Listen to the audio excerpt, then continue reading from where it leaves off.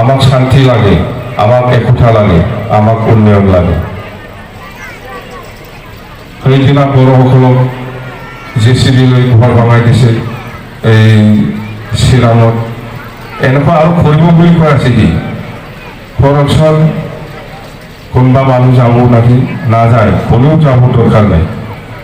বড়ো মানুহসকলৰ ওপৰতে এনেকুৱা অত্যাচাৰ। আৰু এই প্ৰমোদ বড়োৱে কোন মুছলিম, কোন নেপালী, কোন আদিবাসী, কোন বেংগলীৰ কাৰণে কাম কৰিব লাগে?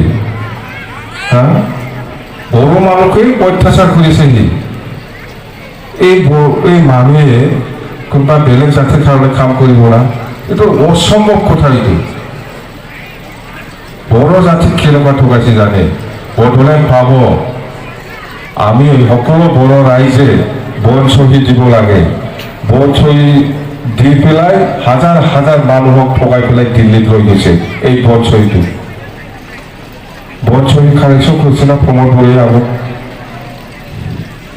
প্ৰমোদ বড়োৱে আগত সকলো বড়ো ৰাইজৰ পৰা খুন ওলাই পেলাই শ্বহীদ কৰিব দিছিল চাদা কাগজত লিখি পেলাই।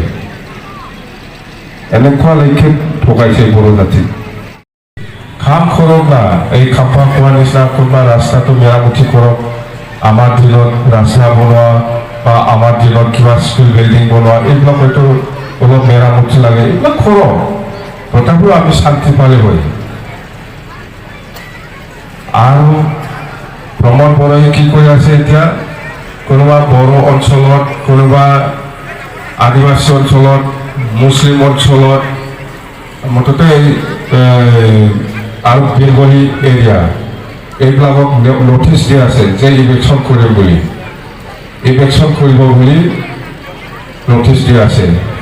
ইলেকশ্যন खालामनो होननानै माखासे बर' ओनसोलावबो आदिबासि ओनसोलाव मुस्लिम बेंगली बेफोरबायदि जायगायाव नटिस हरनाय दङ प्रमोद बड़ोआ। जोङो बुंदों, আমি কৈছোঁ বিপেল দলৰ পৰা আমি ইলেকশ্যন কৰাৰ বিৰোধী, ইলেকশ্যন কৰিব নালাগে। আৰু কিয় কৈছে এই কথাটো?